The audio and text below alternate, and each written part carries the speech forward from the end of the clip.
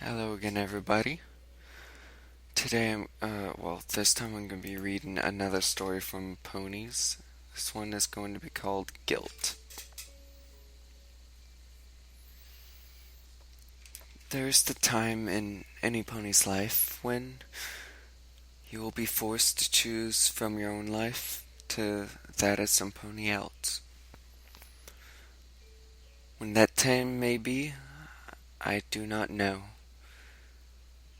But you must always be prepared to make that decision. Whether it be a complete stranger or someone dear to your heart. What generosity you may possess will make the decision for you. Whether you live or you die in this moment is never for certain. If you give, then you will be a legend for the years to come. However, the guilt of knowing you sacrificed some pony for yourself if you choose to live will haunt you for eternity. Guilt is a powerful force that is everywhere we will look. And no matter how innocent one seems to be, they have guilt within them. What you do with the guilt, however, is what decides how you live your life. You can let it consume you, or it can be your motivation for something great.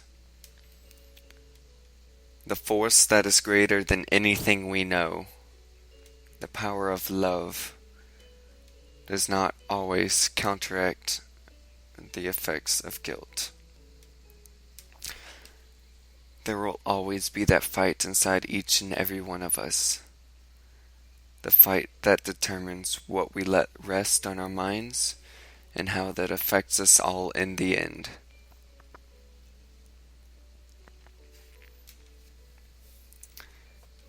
It had been a year since the passing, and Sweetie Belle still hadn't recovered from the incidents that had occurred. She was always locked deep inside the boutique, wallowing in her depression. Nothing was the same anymore. Not since Rarity was gone. She still felt her presence, but it wasn't in the shop.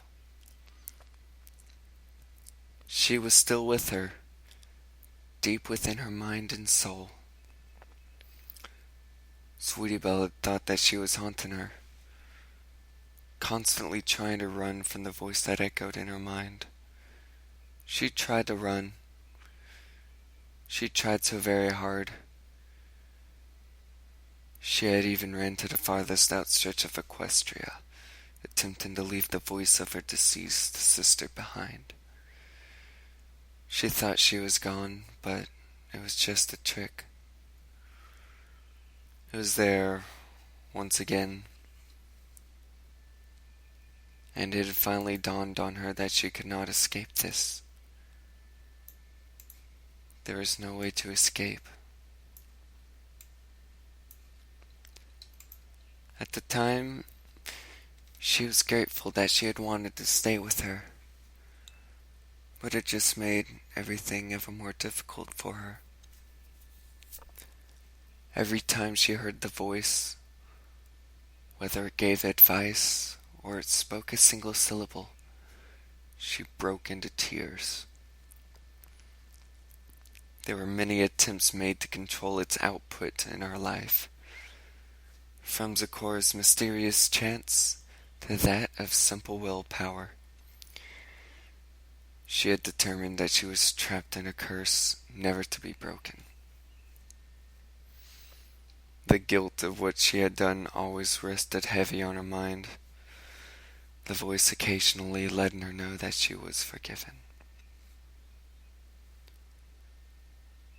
Sweetie Belle rested on her own designer bed, something that was given to her by Rarity just a few years back.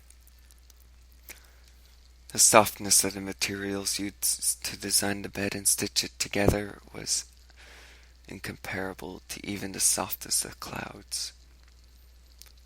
She was laying in the middle of the bed, her hooves resting overhead, trying to get rid of anything that reminded her of how nice her sister was to her, how generous she had been, what a great sister she was,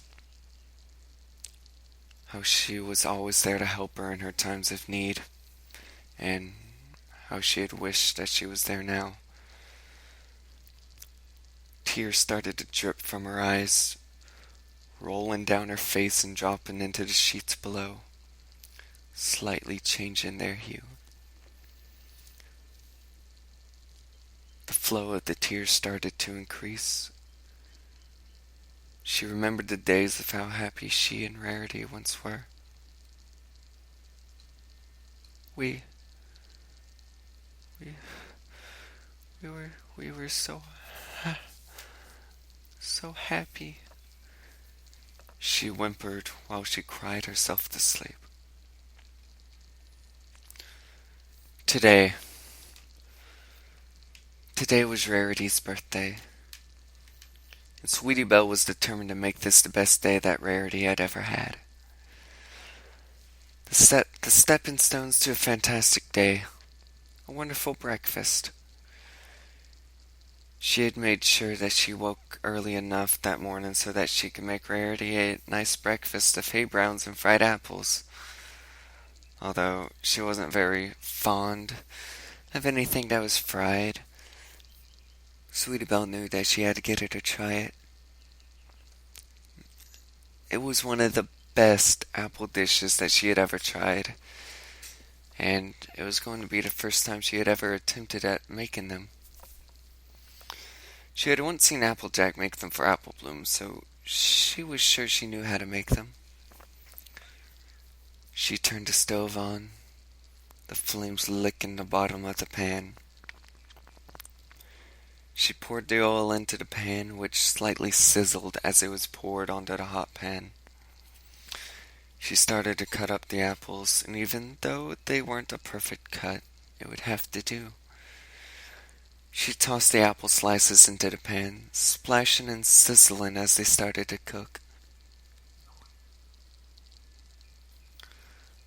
"I'll just do the hay browns here in a minute when Rarity is down here," she mumbled to herself.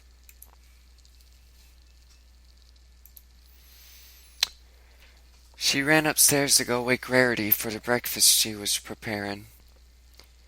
She stood next to her bed, a giant grin on her face.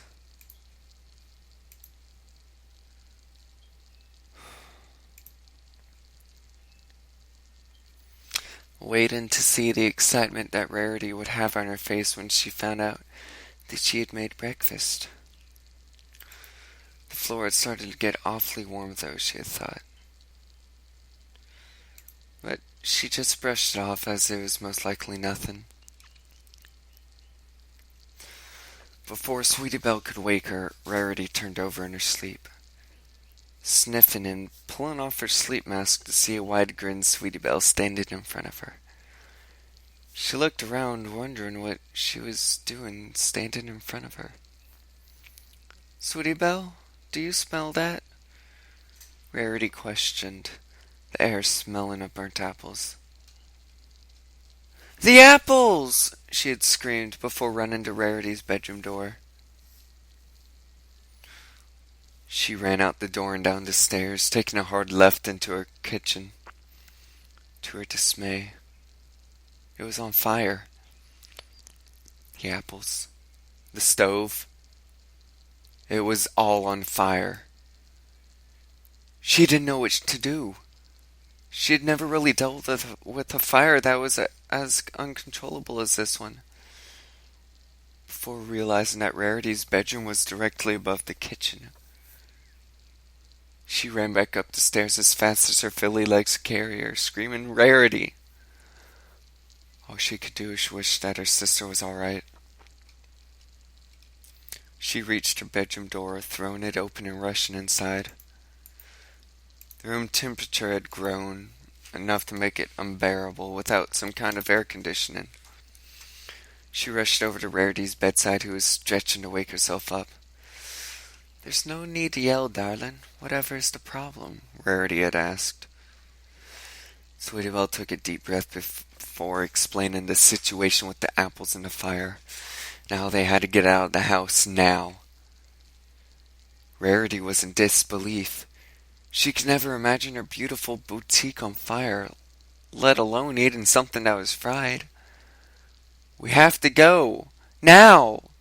Sweetie Belle cried out as the floor behind her gave way, the flames below reaching up into the room. There is no time to think, no time to do anything but react. And react Rarity did.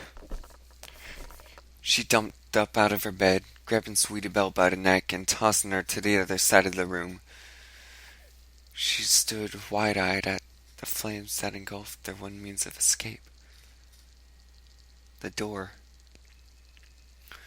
Sweetie Belle was now prone behind Rarity, cowering from the heat of the flames, crying out her most meaningful sorry towards Rarity. She stood as a wall between the flames and her sister, the hairs on her sides slowly burning away from the heat. She thought that this would be the last time that she would ever be able to see the world again. She looked towards Sweetie Belle, tears forming in her eyes. Not from the burden of her own body, but from the image of her only sister, dying in the agony of a fire.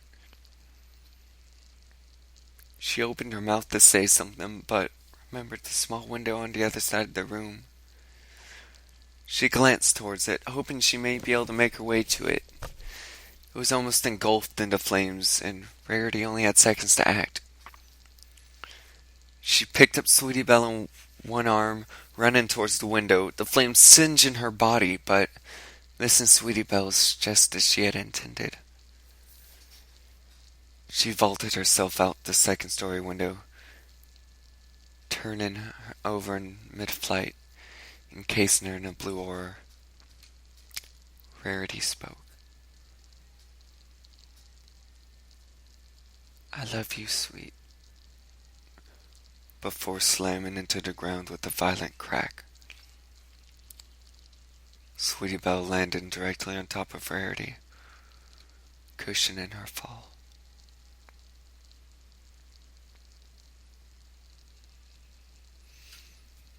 She woke up screaming and sweating profusely, the sheets around her soaked.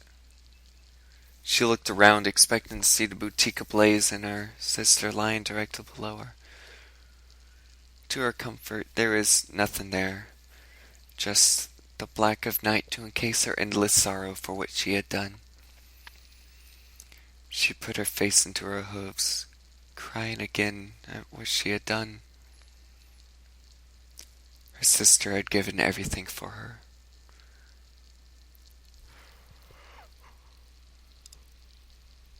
She had even given her home. She was all she had ever wanted. She crawled out of bed, tears still dripping from her face. She walked towards the door, opened it to see where Rarity's room once was. Now, just an empty hole covered in plywood. She looked towards the opening in the roof, asking why her sister had to die. Why didn't death take her instead? She had started the fire, and she wanted to know why Rarity had to be gone. Why? She screamed towards the night sky, expecting an answer. She stood there for what seemed like forever in silence, before the voice in her mind spoke one last time, flooding her with guilt. "Because I love you, and I will always be in your heart," the voice echoed in her head, and she knew that Rarity would always be there. Alright guys, hope you enjoyed that one. That one that one touched me. I'll provide a link to the story and everything in the description. And hope you guys enjoyed it. Later.